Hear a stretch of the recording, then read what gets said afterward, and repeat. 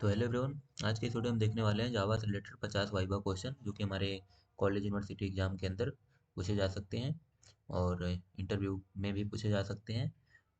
तो फ्रेंड्स, यहाँ पर हमने 50 क्वेश्चन और विथ आंसर लिख दिया है इस पीडीएफ के अंदर। ये पीडीएफ आप डाउनलोड कर सकते हैं, डिस्क्रिप्शन में हम लिंक दे देंगे, वहाँ से आप इस पूरे पीडीएफ को डाउनलोड कर सकते हैं विथ क्वेश्चन एंड आंसर। और बहुत ही शॉर्ट के अंदर हमने पूरा पूरा आंसर लिखा हुआ है, 2 से 4 लाइन के अंदर अंदर। तो आई होप आपको ये बहुत ही ज़्यादा बेनिफिट देगा किसी भी वाइवा एग्जाम में और इंटरव्यू क्वेश्चन से रिलेटेड। ठीक है, तो चलिए हम थोड़ा सा वीडियो के अंदर क्या किया गया है थोड़ा सा हम एक्सप्लेन कर देते हैं कि क्या क्या है। जैसे हमारा फर्स्ट क्वेश्चन है, what is Java, how does it different from the other programming language. ठीक है, तो जावा क्या है और यह दूसरे लैंग्वेज से क्यों डिफरेंट है। तो जावा फ्रेंड्स क्या है, हमें पता है कि high level object oriented programming language है, पहली बात। और प्लेटफॉर्म इंडिपेंडेंट है। ये इस प्रकार से जो प्लेटफॉर्म इंडिपेंडेंट और इसको डिफरेंट अदर प्रोग्रामिंग लैंग्वेज से डिफरेंट बस ये इस वजह से है क्योंकि इसके अंदर हमारा जेवीएम होता है, जावा वर्चुअल मशीन, जो कि इसको हमें अदर प्रोग्रामिंग लैंग्वेज से क्या बनाता है, डिफरेंट बनाता है। तो ये चीज़ें हम लिख सकते हैं। बाकी आप ब्रेक के अंदर मैं पूरा पीडीएफ आपको दे रहा हूँ, आप पढ़ लीजिए। अगर मैं पूरा एक्सप्लेनेशन करूंगा तो वीडियो काफ़ी लंबा बन जाएगा, तो फिर उसका कोई मतलब नहीं होगा, आप लोग भी देखने वाले नहीं हैं। तो समझ तो जाओगे, जावा किया ही है तो बस क्वेश्चन दिया है, आंसर दिया है, पढ़ करके आप लोग समझ सकते हो। फिर भी मैं थोड़ा सा एक्सप्लेन कर दूंगा जो भी कुछ लगेगा। What is class in Java, how it is defined. ठीक है, तो क्या जावा क्लास क्या होता है जावा के अंदर। तो अगर सिंपल सा मैं अगर एग्जांपल बोलूँ तो या फिर सिंपल डेफिनेशन, तो class is a collection of variable and method. Class क्या होता है, वेरिएबल एंड मेथड का कलेक्शन होता है। मतलब एक ब्लॉक होगा जिसको हम क्लास कीवर्ड की सहायता से, क्लास कीवर्ड फिर क्लास का नाम दे करके उसकी बॉडी के अंदर में बहुत सारे वेरिएबल, बहुत सारे मेथड डिफाइन कर देता हूँ, तो हमारा क्लास होता है। ठीक है, तो यहाँ पर हमने डिफाइन पूरा किया है, अच्छे से देख लेना। अब ऑब्जेक्ट क्या है, एकदम सिंपल सेंटेंस में अगर बोलूँ तो object is a instance of class is called object. क्या instance, instance of the class is called the object. तो ये हम बोल सकते हैं ऑब्जेक्ट का। और भी 2-3 लाइन का डेफिनेशन आप लोग देख लीजिए। अब इंटरफेस क्या है, जैसे कि हमारा क्लास होता है सेम वैसे इंटरफेस होता है, बस क्लास को डिफाइन करने के लिए हम क्लास कीवर्ड का यूज करते हैं, जबकि इंटरफेस को डिफाइन करने के लिए हम इंटरफेस कीवर्ड का यूज करते हैं। दूसरा यह क्या होता है कि इंटरफेस भी सेम क्लास के जैसा होता है, पहले बताया, इसके अंदर भी बहुत सारे हमारे मेथड और वेरिएबल होंगे, एब्स्ट्रैक्ट मेथड होंगे बेसिकली। तो ये हम पढ़ सकते हैं यहाँ पर। और दूसरी बात, इसको जब हम इनहेरिट करते हैं तो यहाँ पर इंपॉर्टेंट बात हमें रखना है कि इसको हमें एक्सटेंड नहीं करते हैं, इसको हम इम्प्लीमेंट करते हैं। ये चीज़ें हमें याद रखनी है। बेसिकली क्या है, बिल्कुल सिमिलर द क्लास, इंटरफेस भी क्लास के सिमिलर होता है, बस इसको हम इंटरफेस कीवर्ड की सहायता से डिफाइन करते हैं, जबकि क्लास को क्लास कीवर्ड की सहायता से। What is inheritance in Java. तो इनहेरिटेंस क्या है उसका हमने डेफिनेशन यहाँ पे दिया है, एक ऐसा मैकेनिज्म है या फिर ऐसा समझ लो प्रोसेस है, फंक्शन है, जिसकी सहायता से हम क्या कर सकते हैं, किसी भी अदर क्लास की प्रॉपर्टी को किसी न्यू क्लास के अंदर एक्सेस कर सकते हैं। या फिर और बेस्ट इसका है कि इसका यूज हम करते हैं रीयूजेबिलिटी ऑफ कोड। कोड को रीयूजेबल करने के लिए या फिर बार बार यूज करने के लिए हम इनहेरिटेंस को बनाते हैं। इनहेरिटेंस का कॉन्सेप्ट वही है कि कोड में मेरे को बहुत कम कोड लिखना पड़े, किसी भी पर्टिकुलर एक क्लास को बना करके हम उसकी पूरी प्रॉपर्टी को दूसरे क्लास के अंदर एक्सेस कर सकते हैं बाय द इनहेरिटेंस, इनहेरिटेंस की सहायता से। ठीक है, पॉलीमॉर्फिज्म नाम से पता चलता है, पॉली का मतलब मेनी, मॉर्फिज्म का मतलब फॉर्म। ठीक है, अगर पॉली मतलब मेनी, मॉर्फिज्म मीन्स फॉर्म। बहुत एक ही क्लास है हमारा, एक क्लास, एक पर्टिकुलर क्लास हमारा अदर अदर टाइप से प्रेजेंट हो रहा है, तो उस वो नाम से ही पता चल रहा है कि वो मतलब बहुत सारे ऑपरेशंस को कर सकता है एक मेरा क्लास मेनी फॉर्म्स में। एक ही क्लास हमारा बहुत सारे फॉर्म्स के अंदर या बहुत सारे फंक्शन रिलेट करता है। और फ्रेंड्स, पॉलीमॉर्फिज्म के दो टाइप होते हैं हमारा, एक होता है कंपाइल टाइम पॉलीमॉर्फिज्म, एक होता है रन टाइम पॉलीमॉर्फिज्म। तो कंपाइल टाइम पॉलीमॉर्फिज्म का हमारा एग्जांपल है, जैसे हमारा मेथड ओवरलोडिंग हो गया। मेथड ओवरलोडिंग हमारा एग्जांपल है कंपाइल टाइम पॉलीमॉर्फिज्म का, जबकि मेथड ओवरराइडिंग हमारा है रन टाइम पॉलीमॉर्फिज्म का। ये हमारे पॉलीमॉर्फिज्म के एग्जांपल हैं। अगर शॉर्ट में मैं बोलूँ तो पॉलीमॉर्फिज्म मतलब मेनी फॉर्म्स, दैट्स इट। और टाइप्स के अंदर दो types, compile time and run time. मैंने इसका एग्जांपल भी बता दिया आपको। अभी हम बात कर लेते हैं एब्स्ट्रैक्शन की। ठीक है, what is abstraction in Java, give the example. ठीक है, तो अब एब्स्ट्रैक्शन क्या होता है फ्रेंड्स। तो एक्सप्रेशन का फ्रेंड हम कब यूज करते हैं, जब मुझे किसी इंपॉर्टेंट डेटा को हाइड करना है, जो हमें डेटा शो कराना होता है यूजर्स को, केवल उतना डेटा, मतलब इसेंशियल डेटा को हम हाइड कर लेंगे, और जो इसेंशियल जो हमें शो कराना है डेटा को वही केवल दिखाएंगे। तो ऐसा काम अगर मुझे करना है तो हम एक्सप्रेशन के थ्रू करते हैं। एक्सप्रेशन को अचीव कर सकते हैं हम दो प्रकार से। एक होता है हमारा इंटरफेस। एब्स्ट्रैक्शन को अचीव करने का दो तरीका है, एक इंटरफेस की सहायता, दूसरा हम एब्स्ट्रैक्ट क्लास की सहायता से भी एब्स्ट्रैक्शन को अचीव कर सकते हैं। ठीक है। Encapsulation is a collection of the data and data combination of data and function। Encapsulation नाम से ही पता चल रहा है, कैप्सूल, कैप्सूल में दो पार्ट होते हैं। पहला होता है हमारा, मान लेंगे पहला पार्ट के अंदर हम डेटा रख देंगे, दूसरे पार्ट के अंदर फंक्शन। इन दोनों को हम कंबाइन कर देंगे, हमारा बन जाएगा इनकैप्सुलेशन। इसके अंदर मैंने दिया हुआ है, आप पढ़ करके इसको समझ सकते हैं अच्छे से। डन। हम बात कर लेते हैं what is the constructor in the Java, how it is defined. Constructor क्या होता है फ्रेंड्स? कंस्ट्रक्टर एक, अब जो हमारा होता है ना, बिल्कुल एक स्पेशल मेथड होता है, समझ लो। कंस्ट्रक्टर बिल्कुल मेथड की तरह ही होता है, कह लेते हैं हम स्पेशल मेथड होता है। बस स्पेशल हम क्यों बोल रहे हैं? क्योंकि इसका कोई रिटर्न टाइप नहीं होता है, जबकि जनरल मेथड जो होता है उसका एक रिटर्न टाइप होता है, वॉइड, इंट, फ्लोट, ऐसा कुछ रिटर्न टाइप होता है। दूसरा, कंस्ट्रक्टर की खास बात यह है कि जो कंस्ट्रक्टर का नाम होता है ना, हमारे क्लास नेम के सेम होता है। जो क्लास का नाम होगा वही हमारे कंस्ट्रक्टर का नाम होगा। दूसरा पॉइंट ये हुआ। तीसरा पॉइंट ये होता है कि कंस्ट्रक्टर हमारा बाय डिफॉल्ट कॉल होता है at the time of object creation. जैसे हम ऑब्जेक्ट क्रिएट करेंगे, हमारा कंस्ट्रक्टर बाय डिफॉल्ट कॉल हो जाएगा। इसको फंक्शन की तरह, नॉर्मल जनरल फंक्शन की तरह हमें कॉल करने की जरूरत नहीं पड़ती है। ठीक है। तो ये सारे हमने हैं। कंस्ट्रक्टर के भी तीन टाइप होते हैं, पहला होता है पैरामीटराइज कंस्ट्रक्टर, दूसरा होता है नॉन पैरामीटराइज कंस्ट्रक्टर, तीसरा होता है कॉपी कंस्ट्रक्टर। पैरामीटराइज जिसके अंदर पैरामीटर पास किया हो, नॉन पैरामीटर जिसके अंदर कोई पैरामीटर ना पास करे, और कॉपी कंस्ट्रक्टर के अंदर अगर मैं पैरामीटर पास करता हूँ बट वो हमारा जो पैरामीटर होता है वो ऑब्जेक्ट टाइप का होता है, तो उसको हम कहते हैं कॉपी कंस्ट्रक्टर। ठीक है।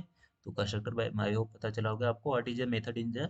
अब जावा के अंदर मेथड क्या होता है? तो मेथड जैसे बाकी लैंग्वेजेस में होते हैं, वैसे इसके अंदर भी होता है। ब्लॉक ऑफ कोड होता है जो कि जिसका यूज हम करते हैं किसी भी स्पेसिफिक टास्क को कंप्लीट करने के लिए। तो वही मेथड होता है। मेथड को कैसे बनाना है वो पता है, जावा किया होगा आपने। What is package? अब पैकेज क्या है? तो पैकेज का सिंपल एग्जांपल मैं बोलूँ तो package is collection of classes and interfaces.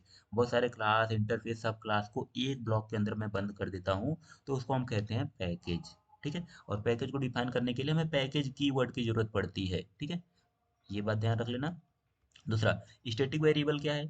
तो स्टैटिक वेरिएबल को हम स्टैटिक कीवर्ड की सहायता से डिफाइन करते हैं, पहला पॉइंट हो गया हमारा।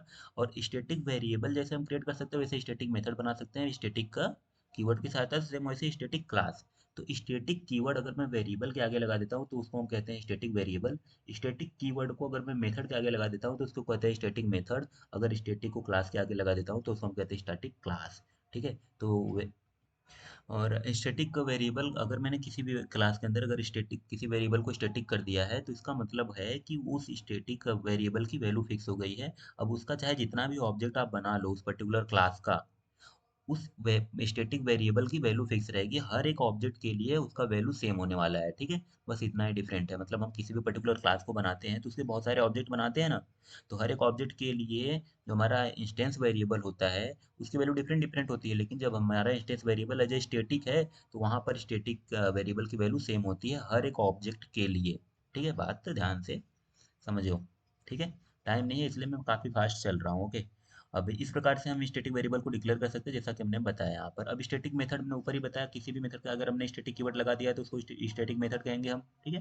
तो स्टैटिक मेथड क्या है कि इसका अभी यह भी हमारा क्या होता है, इसको अदर ऑब्जेक्ट की तरह हम ऑब्जेक्ट की रेफरेंस से हम इसको कॉल नहीं कर सकते हैं किसी भी क्लास, अदर क्लास के अंदर। ठीक है। जैसा कि हमने यहाँ पर लिख दिया है, static method is a method that belong to the class not belong to the instance. Instance का मतलब क्या है?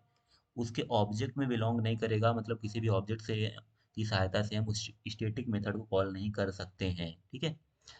कोई भी अगर हमने मेथड को डिफाइन कर दिया किसी क्लास के अंदर, कोई मेथड है वो स्टैटिक टाइप का है, तो वहाँ पर उसकी जो भी ब्लॉक ऑफ कोड है फिक्स रहेंगी। जो भी हमने उसके अंदर वैल्यू असाइन किया है, जो भी उसका काम है वो फिक्स रहेगा, उसको हम चेंज नहीं करवा सकते उसके अंदर के पार्ट को।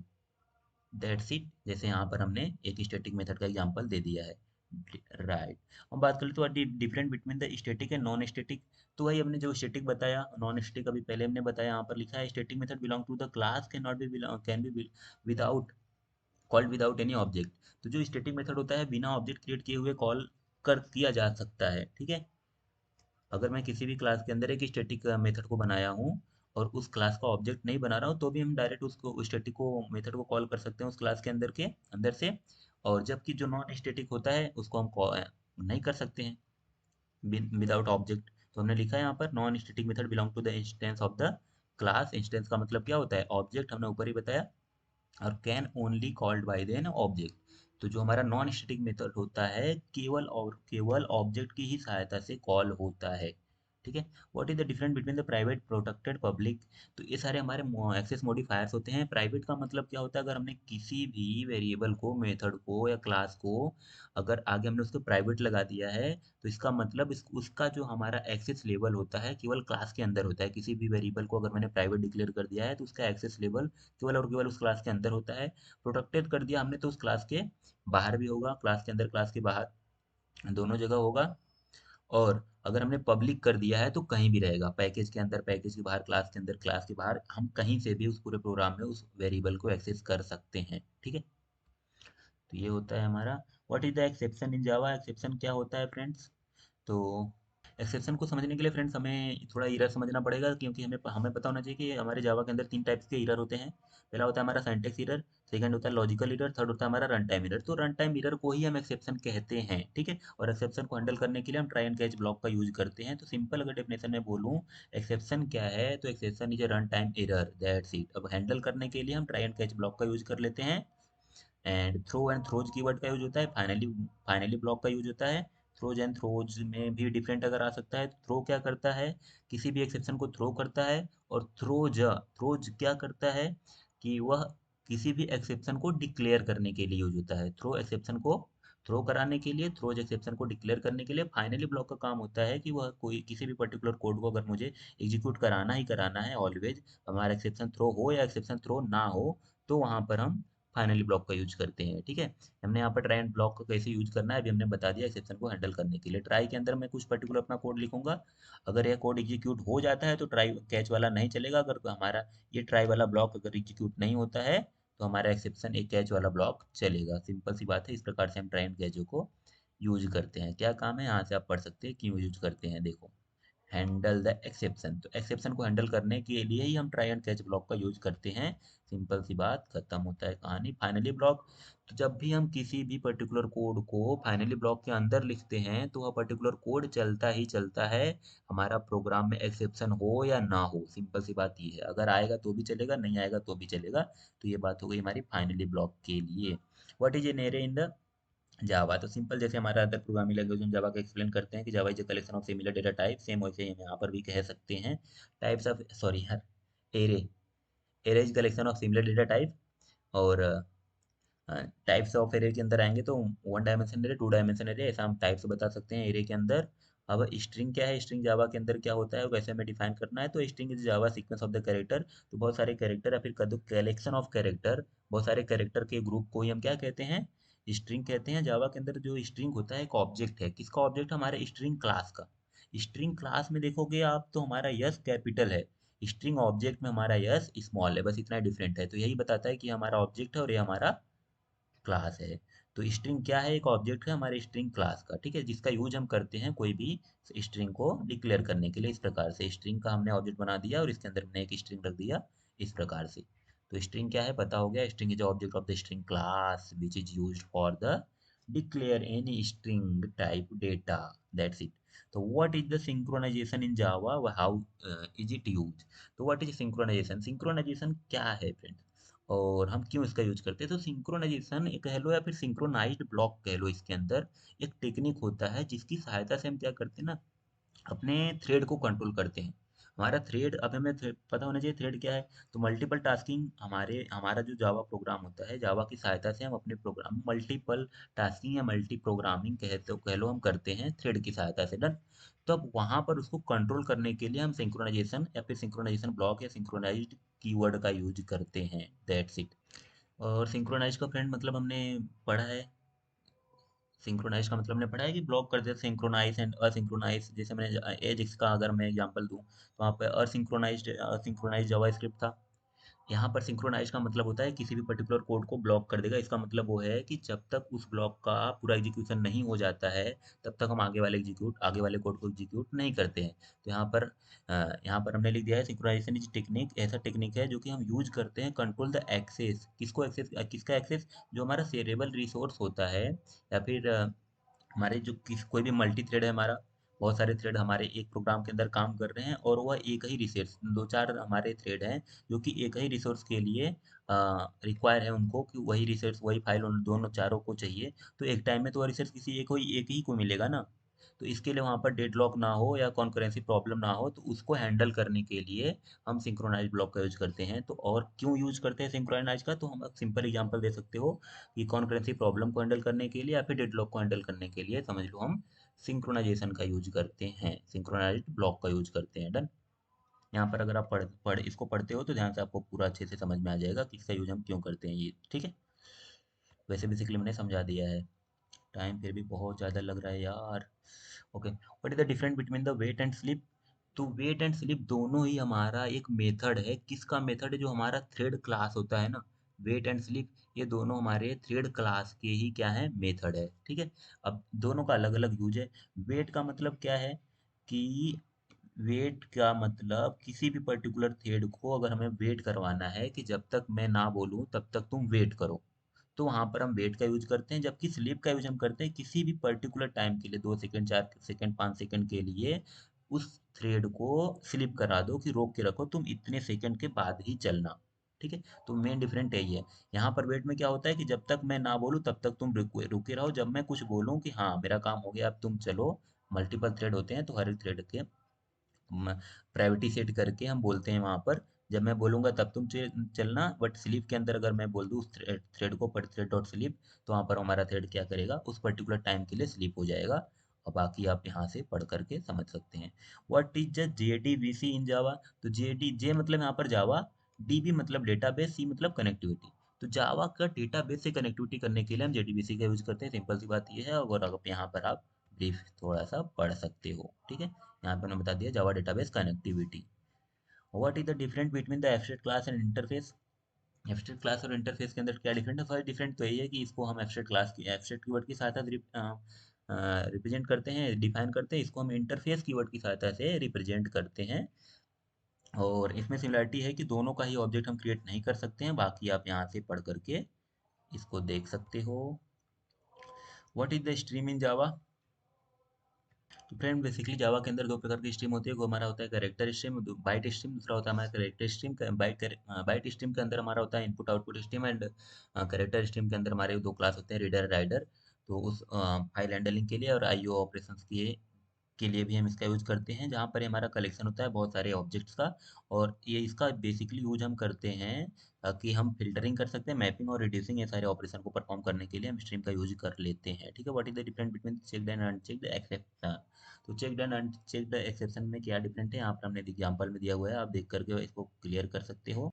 तो फ्रेंड्स यहाँ पे हमने थोड़ा सा ब्रीफ में लिखा हुआ है कि जो हमारा चेक्ड एक्सेप्शन होता है, वह एक्सेप्शन कहाँ पर चेक हो जाता है, कंपाइल के थ्रू ही, कंपाइल टाइम के समय वो चेक हो जाता है, उसको हम चेक्ड कहते हैं। जो कंपाइल टाइम पर चेक ना हो और वह रन टाइम पर हमको एक एरर दे दे, तो उसको हम क्या कहते हैं, अपना अनचेक्ड एक्सेप्शन, ठीक है। वो अकर होता है कब, रन टाइम पर। तो जो रन टाइम पर अकर होता है, कंपाइल टाइम पर सिंपल सी बात है, जो कंपाइल टाइम पर चेक्ड नहीं होता है, चेक्ड हो जाता है और हमें वहीं पर कंपाइल टाइम पर ही बता देता है कि हाँ आपके ये एक्सेप्शन है, उसको हम चेक्ड कहते हैं। बाकी अनचेक्ड जो हमारा रन टाइम पर हमें थ्रो कर देता है, उसको हम अनचेक्ड कहते हैं, ठीक है। What is the lambda expression in Java? तो लेमडा एक्सप्रेशन देख लो, जहाँ कहीं पर अगर आपको ये चीजें दिख जाए, पैरेंथेसिस ओपन, ये देखो पैरेंथेसिस ओपन, ये एरो वाला, तो यही हमारा है क्या, लेमडा एक्सप्रेशन। और यह क्या करता है, बस हमारे कोड को सॉर्ट कर देने का काम करता है। इस प्रकार से हम इसको डिक्लेयर करते हैं, ठीक है। तो फ्रेंड्स इसके बाद हमें देखना है what is the collection in Java. तो कलेक्शन फ्रेंड्स एक प्रकार का कलेक्शन फ्रेमवर्क हम कह सकते हैं इसको, या फिर कलेक्शन है क्या, तो ये बात कर लेते हैं। तो बहुत सारे हमारे एलिमेंट का कह लेते हैं, ग्रुप जो होता है उसको हम कलेक्शन कहते हैं, ठीक है। वो कलेक्शन कितने टाइप्स का हो सकता है वो देख लेते हैं। थोड़ा सा हायरार्की हम देखेंगे तो हमें अच्छे से समझ में आ जाएगा। आइए दिखाते हैं आपको। तो फ्रेंड्स ये हायरार्की आप देखिए कलेक्शन फ्रेमवर्क को समझने के लिए। देखो कलेक्शन जो आया है ना, यहाँ पर इटरेबल इंटरफेस से आया, कलेक्शन वेक्टर का इंटरफेस ही है, बट कहाँ से आया है, इटरेबल से इम्प्लीमेंट होकर के आया हुआ है, ठीक है, कलेक्शन हमारा, राइट। ये कलेक्शन हमारा कहाँ से आया, ट्रेबल से। अभी कलेक्शन के अंदर ना तीन पार्ट होते हैं, लिस्ट होता है, क्यू होता है, सेट होता है। लिस्ट एंड सेट में डिफरेंट बस यही है, लिस्ट के अंदर जो होती है चीजें डुप्लीकेट हो सकती हैं, एक पर्टिकुलर आइटम दो बार तीन बार हो सकता है, बट सेट के अंदर एक पर्टिकुलर आइटम एक बार ही हो जाएगा, होगा, जैसा कि हमने मैथ में पढ़ा हुआ है। सेट के अंदर यही पढ़ा है ना कि यूनिक एलिमेंट होने चाहिए, तो वही वाला परफॉर्मेंस यहाँ पर सेट करता है, बट लिस्ट के अंदर यूनिक नहीं होगा तो चलेगा। अभी लिस्ट जो हमारा इंटरफेस है, इसके अंदर बहुत सारे लिस्ट है, एरे लिस्ट है, लिंक्ड लिस्ट है, वेक्टर है, स्टैक है, एरे डीक्यू है। ये सारे लिस्ट टेबल से इंप्लीमेंट होकर के आए हैं, हमें समझना पड़ेगा। अब array list, linked list, vector stack क्या है, उसको हम अभी देख लेंगे, या फिर इतना तो टाइम नहीं है एक्सप्लेन हमें करने का array list and linked list को, नहीं तो हम कर देते। आप लोगों ने किया ही होगा, डेटा स्ट्रक्चर में समझा होगा, ठीक है। क्यों प्रायोरिटी, क्यों डी, क्यों एंड एरे, क्यों सेट के अंदर हमारा है set, linkage set and sort set and tree set, ये सारे हमारे सेट के एलिमेंट होते हैं। तो एरे लिस्ट क्या है, बेसिकली बिल्कुल जैसे हमारा एरे होता है, collection of similar data types होते हैं एरे के अंदर, बट एरे क्या होता है, हमारा फिक्स्ड साइज का होता है, और उसके अंदर मैं कोई भी मैनिपुलेशन नहीं कर पाता हूँ। मैनिपुलेशन का मतलब है कि हम उसमें कोई अलग से डेटा इंसर्ट नहीं कर सकते हैं बाद में एज ए डायनेमिकली, या फिर कह लेते हैं हम सिंपल, कोई भी मैनिपुलेशन का मतलब है डिलीट, इंसर्ट, अपडेट, ये सारी चीज़ें हम नहीं कर सकते हैं एरे के अंदर। तो उसी प्रॉब्लम को सॉल्व करने के लिए हमारा एरे लिस्ट आया है, जिसके अंदर हमें सारे काम कर सकते हैं। कोई भी नया एलिमेंट हमें ऐड करना हो, या फिर डिलीट करना हो, इंसर्ट करना हो, किसी भी स्पेसिफिक एलिमेंट पे सर्चिंग सॉर्टिंग वाला भी इसमें प्रोसेस शुरू हो जाता है। लिंकेड लिस्ट में क्या डिफरेंट है कि यहाँ पर हमारे हर एक पर्टिकुलर जो एलिमेंट होते हैं एक दूसरे से कनेक्टेड होते हैं, लिंक होते हैं, ये कह सकते हैं हम।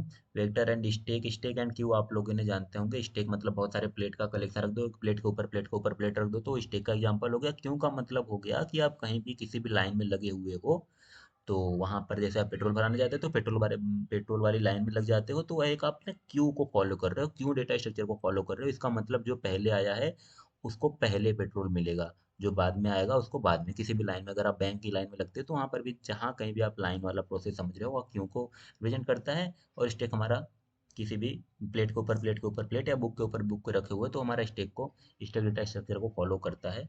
तो यहाँ से हमने कलेक्शन फ्रेमवर्क का थोड़ा सा ब्रीफ देखा है। अब यहाँ पर हम आ जाते हैं अपना, देखते हैं आगे। अब वही चीज़ है यहाँ पर, एरे लिस्ट और लिंक्ड लिस्ट के अंदर क्या डिफरेंट है, तो आप इसको पढ़ेंगे तो आपको पता चल जाएगा कि इन दोनों के बीच में क्या डिफरेंट है, ठीक है। ये दोनों हमारे कलेक्शन फ्रेमवर्क से आते हैं, पहली बात ये है, दोनों को मेन डिफरेंट यही है कि एरे लिस्ट जो होता है हमारा कॉन्टिन्यूअस होता है, और लिंक्ड लिस्ट के अंदर क्या होता है, दोनों हमारे जो ऑब्जेक्ट होते हैं एक दूसरे के रेफरेंस को अपने अंदर रखते हैं, या फिर कह लो एड्रेस को अपने अंदर रखते हैं, कि किसी भी अगर बीच के अंदर हम किसी भी ऑब्जेक्ट के अंदर हैं तो उस सेकेंड वाले ऑब्जेक्ट को हम फाइंड कर सकते हैं, दैट्स इट। और इन दोनों में सबसे मोस्ट इंपॉर्टेंट डिफरेंट है ना, कि यहाँ पर इंसर्शन एंड डिलीशन बहुत स्लो होता है, कहाँ पर, एरे लिस्ट के अंदर। अगर डिफरेंट आपको बोलना है तो ये बोल सकते हो कि यहाँ पर इंसर्शन और डिलीशन काफी स्लो होता है, लेकिन फास्ट क्या होता है यहाँ पर, रैंडम एक्सेस मतलब सर्चिंग, क्या कहते हैं हम, सर्चिंग बहुत तेज होगा, और इटरेट करना भी हमारा काफी आसान होगा, ये मेन डिफरेंट है। जबकि लिंक्ड लिस्ट के अंदर अगर हम आते हैं तो इसी का जस्ट उल्टा है, क्या है, यहाँ पर जो रैंडम एक्सेस है और इटरेशन है यह काफी स्लो है, लेकिन इंसर्शन और डिलीशन, किसी भी एरे लिंक्ड लिस्ट के अंदर इंसर्ट करना, ऑब्जेक्ट को इंसर्ट करना और ऑब्जेक्ट डिलीट करना, ये चीज़ें काफ़ी फास्ट है लिंक्ड लिस्ट के अंदर, बट यहाँ पर काफ़ी स्लो है। तो ये दो डिफरेंट हम दे सकते हैं, इंसर्शन डिलीशन का और रैंडम एक्सेस मतलब सर्चिंग का, ठीक है। तो ये हमारा मेन डिफरेंट ये हो जाएगा। फिर what is the comparator operator, फिर नीचे हमें वही देखना है, कंपेरेबल इन जावा, ठीक है। तो फ्रेंड्स यहाँ पर क्या है, कंपैरेटर क्या है, कंपैरेटर भी हमारा एक इंटरफेस है, और यहाँ पर जो हमारा कंपैरेबल है यह भी एक इंटरफेस है, और दोनों के अंदर एक एक मेथड होते हैं। इसके अंदर कंपैरेटर के अंदर हमारा कंपेयर मेथड होता है, जिसका यूज हम कर लेते हैं अपने ऑब्जेक्ट को सॉर्ट करने के लिए, राइट। और हमारा कंपेरेबल के अंदर कंपेयर टू मेथड होता है, ध्यान से देखिए, इसके अंदर कंपेयर टू मेथड होता है, जिसका यूज हम करते हैं किसी भी ऑब्जेक्ट को कंपेयर करने के लिए, ठीक है। और यहाँ पर इसका यूज करते हैं हम कंपैरेटर का सॉर्टिंग करने के लिए, इसका बेसिकली हम यूज कर सकते हैं, ठीक है। It is use to the sort the object based on the natural order, या फिर उसके कस्टम ऑर्डर, किसी भी ऑर्डर में हम उसको सॉर्ट कर सकते हैं, राइट। यह भी एक इंटरफेस ही है, हमारा कंपेरेबल भी क्या है, एक इंटरफेस है। इसके अंदर जो हमारा मेथड होता है डिफरेंट मेथड होता है, इसके अंदर ओनली वन मेथड होता है, जिसका यूज हम करते हैं बहुत सारे ऑब्जेक्ट को कंपेयर इटरेट करने के लिए, कह सकते हैं, ठीक है। अब ये कुछ स्पेसिफिक नंबर देते हैं, बड़ा छोटा होगा तो -n plus and equal to हो गया, मैच हो गया तो जीरो करके या रिटर्न करती है, रिटर्न वैल्यू होती है, ठीक है। तो हमें पता चला दोनों दोनों में अगर डिफरेंट की बात हम करें तो दोनों क्या है, कंपैरेटर एंड कंपैरेबल, दोनों हमारे इंटरफेस हैं, पहला पॉइंट। दूसरा पॉइंट ये है कि इसके अंदर कंपैरेटर के अंदर हमारा कंपेयर मेथड होता है जिसका यूज हम करते हैं ऑब्जेक्ट को सॉर्ट करने के लिए, जबकि इसके अंदर हमारा कंपेयर टू मेथड होता है जिसका यूज हम करते हैं बहुत सारे ऑब्जेक्ट के अंदर इटरेट करके केवल कंपेयर करने के लिए, नॉट सॉर्टिंग के लिए, ठीक है। अब हम बात कर लेते what is the difference between the equals to and equal method, इन दोनों के अंदर क्या इंपॉर्टेंट डिफरेंट है। तो फ्रेंड्स इन दोनों में क्या डिफरेंट है कि जब हम इक्वल टू ऑपरेटर लगाते हैं या फिर डबल इक्वल टू ऑपरेटर लगाते हैं जावा के अंदर, तो यह कंपेयर करता है, क्या कंपेयर करता है, मेमोरी एड्रेस को कंपेयर करता है किसी भी दो ऑब्जेक्ट के, ठीक है। क्या करता है, किसी भी दो ऑब्जेक्ट के मेमोरी एड्रेस को कंपेयर करता है, रिटर्न करता है उसके हिसाब से ट्रू या फॉल्स को, ठीक है। जबकि वहीं मैं बात कर लूँ अगर इक्वल्स मेथड की, तो यह क्या करता है, यह भी कंपेयर करता है, लेकिन किसको कंपेयर करता है, वैल्यू ऑफ टू ऑब्जेक्ट, दो ऑब्जेक्ट की वैल्यू को कंपेयर करता है। वही यहाँ पर क्या था, यह एड्रेस को कंपेयर करता था। तो साफ साफ बात पता चल रहा है कि जो डबल इक्वल टू ऑपरेटर होता है किसी भी दो ऑब्जेक्ट के एड्रेस को कंपेयर करता है, लेकिन वह उसके एग्जैक्ट वैल्यू को कंपेयर करता है, ठीक है। ये हम मेन डिफरेंट दे सकते हैं यहाँ पर।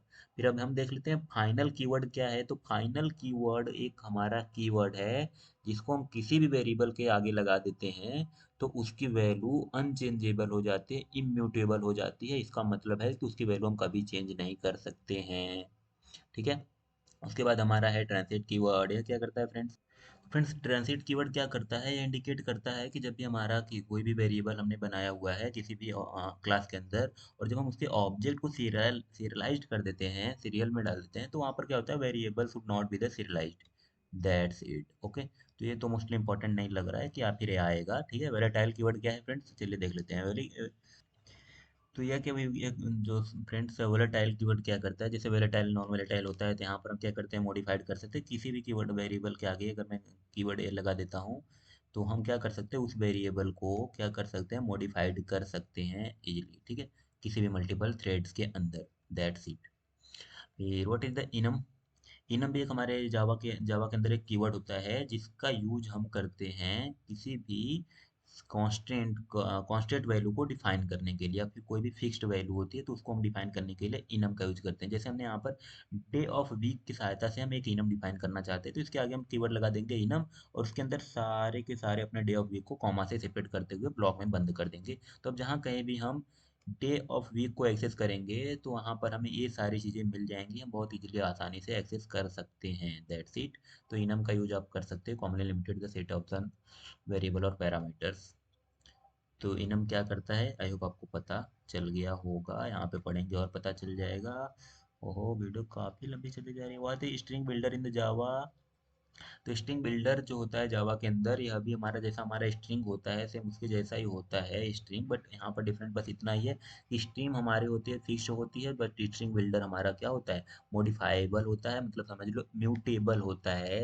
इसके अंदर मैं कोई भी मैनिपुलेशन कर सकता हूँ, सिंपल सी बात इतनी रही। देखो जैसा कि हमने यहाँ पर लिखा है, प्रोवाइड करता है हमको way manipulation of the string more efficiently, बहुत आसानी से हम उसमें क्या कर सकते हैं, मैनिपुलेशन कर सकते हैं। मैनिपुलेशन का मतलब इंसर्ट डिलीट ऑपरेट अपडेट, ये सारी चीज़ें हम आराम से कर सकते हैं। बनाने के लिए हम स्ट्रिंग बिल्डर क्लास बनाएंगे, उसका ऑब्जेक्ट एसबी करके किसी भी नाम से बना देंगे, न्यू कीवर्ड की सहायता से मेमोरी देंगे किसको, अपने स्ट्रिंग बिल्डर को। तो हो गई हमारी स्ट्रिंग बिल्डर बनाने का, कैसे बनाना है, कैसे यूज करना है। अब एस बी डॉट एड करके उसके अंदर मैं ऐड कर सकता हूँ, इंसर्ट कर एस बी डॉट एड से ऐड कर सकता हूँ, एस बी डॉट इंसर्ट से इंसर्ट कर सकता हूँ, एस बी डॉट डिलीट से डिलीट कर सकता हूँ। यही हमारा ऑब्जेक्ट की सहायता से पूरा अपना काम प्रोसेस करेंगे। व्हाट इज कंस्ट्रक्टर हमने ऊपर बता दिया है। कंस्ट्रक्टर क्या है, जिसका नाम क्लास नेम के सेम होता है, ऑटोमेटिक कॉल होता है एंड रिटर्न टाइप नहीं होता है। ये सारे हमारे कंस्ट्रक्टर के कुछ हमें टाइप्स बताए हुए थे, स्पेशल टाइप ऑफ मेथड होता है। What is the difference between the constructor and method, ये भी हमने बताया, वहीं पे बता दिया था कंस्ट्रक्टर क्या है, अभी अभी बताया। मेथड क्या है, ब्लॉक ऑफ कोड है जिसका एक रिटर्न टाइप होता है और इसको हम ऑब्जेक्ट की सहायता से कॉल कर सकते हैं। इसका एक काम होता है कि स्पेसिफिक टास्क को करना, दैट्स इट, ठीक है। सुपर कीवर्ड क्या करता है, सुपर कीवर्ड की सहायता से फ्रेंड हम क्या करते हैं कि किसी भी क्लास के या फिर पेरेंट क्लास के वेरिएबल को एक्सेस कर सकते हैं in the child class, done. तो अगर सेम नाम होता है तो वही है, use to the refer the super class. Super class के ऑब्जेक्ट को हम, सुपर क्लास के वेरिएबल को अगर एक्सेस करना चाहते हैं तो हमें सुपर क्लास का यूज करना होता है, सिंपल सी बात ये है। ठीक है, what is the method overloading? तो मेथड ओवरलोडिंग का मेन कॉन्सेप्ट, या फिर बहुत सिंपल सी बात बोलूँ तो जहाँ पर हमारे मेथड का नाम, हमारे पास चार मेथड हैं, ठीक है, चार फंक्शन है, चारों का नाम सेम है, लेकिन उसके अंदर पैरामीटर या फिर कह ले आर्गुमेंट अलग अलग है, तो वहाँ पर मेथड ओवरलोडिंग होता है। जबकि मेथड ओवरराइडिंग के अंदर क्या है, हमारे चार के चार मेथड के नेम सेम है, प्लस यहाँ तक कि उसके आर्गुमेंट भी सेम है। ओवरलोडिंग में क्या था, method name same argument different, but overriding में क्या होगा, method name same and argument also the same, but different क्या होगा फिर, नेम भी सेम है, आर्गुमेंट भी सेम है, तो डिफरेंट होगा हमारा क्लास। ठीक है, तो ऐसा होता है हमारा method over riding. Multiple class के अंदर मैं मेथड ओवर राइडिंग करता हूँ, तो यहाँ पर हमने लिखा होता है से define multiple manipulation with the same name but the different parameter, ये हमारा हो गया ओवरलोडिंग। बस ओवर राइडिंग के अंदर आएंगे हम, तो हमारा दोनों सेम होता है, सब क्लास एंड सुपर क्लास की बातें होती हैं यहाँ पर, जो कि हमने बताया कि क्लास नेम डिफरेंट होगा। What is the difference between the abstract class and concrete class? Abstract class नाम से ही पता चल रहा है, उसके आगे एब्स्ट्रैक्ट कीवर्ड लगा हुआ, कॉन्क्रीट क्लास मतलब यार सिंपल क्लास, जैसा हम सिंपल बनाते हैं वही तो हमारा हो गया कॉन्क्रीट क्लास। That's it. और एक बात और है कि एब्स्ट्रैक्ट क्लास का हम कभी भी ऑब्जेक्ट क्रिएट नहीं कर सकते हैं, कॉन्क्रीट का ऑब्जेक्ट क्रिएट करते हैं। ये हो गया हमारा। वही हमने यहाँ पर लिखा है इंस्टेंशिएटेड का मतलब वही जो मैं बोलता हूँ ना, कि ऑब्जेक्ट क्रिएट कर सकते हैं नहीं कर सकते हैं, तो एब्स्ट्रैक्ट को हम इंस्टेंशिएट नहीं कर सकते हैं, जबकि कॉन्क्रीट को कर सकते हैं, मतलब ऑब्जेक्ट बना सकते हैं। ये हो गई बात। अब हमें डिफरेंट बताना है क्लास एंड ऑब्जेक्ट के बीच में, तो क्लास एक सिंपल टेम्पलेट है या फिर collection of variable and method है, जबकि ऑब्जेक्ट क्या है, ऑब्जेक्ट इस पर्टिकुलर क्लास का एक इंस्टेंस होता है, एक रियल वर्ल्ड ऑब्जेक्ट होता है। ठीक है, अभी थ्रेड क्या है, thread is a lightweight process that can run the concurrently with the other thread in two program. एक एक पर्टिकुलर थ्रेड या फिर मल्टीपल थ्रेड हमारे प्रोग्राम के अंदर सिमिलरली चल सकते हैं। That's it. तुमने वही बताया कि लाइटवेट प्रोसेस है जो कि कॉन्करेंटली चल सकता है विथ द मल्टीपल थ्रेड। ठीक है, थ्रेड की सहायता से हम बहुत सारे काम को एक साथ करा सकते हैं, मल्टीटास्किंग करा सकते हैं, मल्टी प्रोसेसिंग करा सकते हैं यूजिंग द थ्रेड।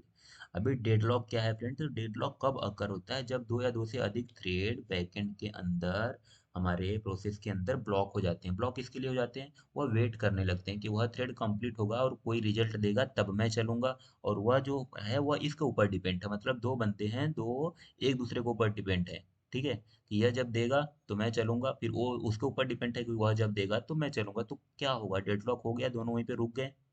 वह उसका वेट कर रहा है, वो इसका वेट कर रहा है, तो वहीं पे हमारा हो गया डेडलॉक।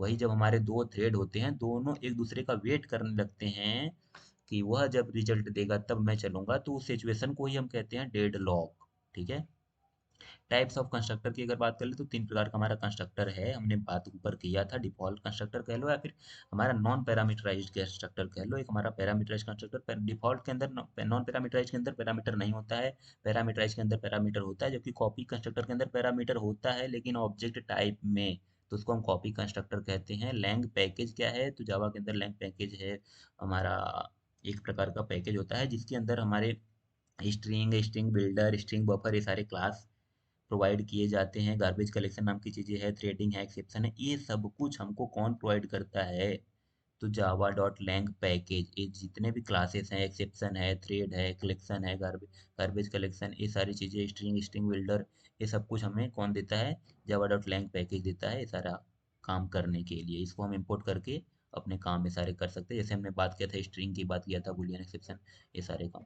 और different between the string and string builder, string builder और स्ट्रिंग में क्या डिफरेंट है, तो स्ट्रिंग में हमने बताया था कि इसकी साइज फिक्स होती है, इसके अंदर मैं कोई भी मैनिपुलेशन नहीं कर सकता हूँ, बट इसके अंदर मैं कर सकता हूँ, परफॉर्मेंस का भी डिफरेंट है, यूजेस का भी डिफरेंट है। तो ये सारा डिफरेंस है इन तीनों के बीच में। बेसिकली मैंने वो दो डिफरेंट बता दिया है, बाकी आप यहाँ से कर सकते हो। और उसके बाद what is the generics, generics Java के अंदर क्या होता है, तो जेनरिक्स एक ऐसा प्रोसेस, एक ऐसा तरीका है जिसका यूज करके, जिसकी सहायता से हम क्लास बनाते हैं टाइप सेफली, जिसकी सहायता से क्लास बनाते हैं टाइप सेफली। टाइप सेफली का मतलब क्या है, डेटा टाइप फ्री।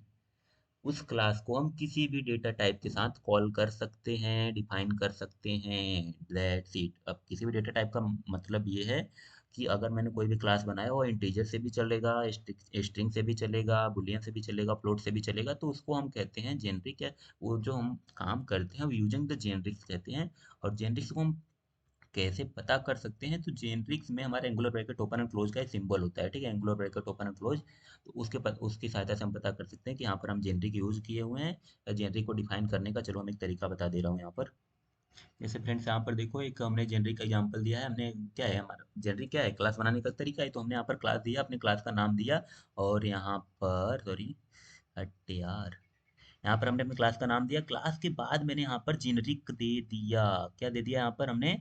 जेनरिक दे दिया है। Angular bracket open, angular bracket close, यहाँ पर टी टी हमारा एक प्रकार का यहाँ पर हमने जेनरिक बना रहे हैं, जो कि टाइप सेफली बनाएगा हमारे इस क्लास को।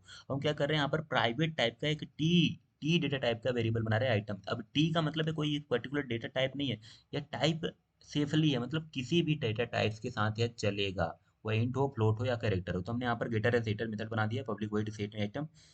इस मेथड की सहायता से हम आइटम के अंदर वैल्यू सेट करेंगे, उसके बाद इस गेट की सहायता से हम वैल्यू को गेट करेंगे। अब मेन क्लास के अंदर इस प्रकार से हम कॉल कर सकते हैं। ये हमारा हो गया जेनेरिक, ठीक है। जैसे हमने यहाँ पर जेनरिक के लिए मेमोरी बनाया, उस जेनरिक की सहायता से हम सेट आइटम की सहायता से उसके अंदर वैल्यू को सेट किया, यहाँ पर हमने गेट कर लिया। सेम ऐसे स्ट्रिंग से भी कॉल करेंगे तो स्ट्रिंग के तरीके से कर लेगा। तो ये हो गया हमारा जेनरिक। स्ट्रिंग टाइप का बनाएंगे, स्ट्रिंग के अंदर वैल्यू सेट कर रहे हैं हम स्ट्रिंग टाइप का हेलो वर्ल्ड, और यहाँ पर हम प्रिंट कर दे रहे हैं, या फिर कह लो जो भी हम गेट कर ले रहे हैं। तो ये हो गया हमारा एग्जाम्पल। तो दैट्स इट। और यहाँ पर वही सब हमने 50-50 क्वेश्चन डाल दिए हैं इसके अंदर। और कोई क्वेश्चन छूटा हो तो आप कमेंट कर सकते हो। बाकी बहुत एक्सप्लेन कर दिया यार। चलो रखते हैं, इतना कंप्लीट हुआ हमारा।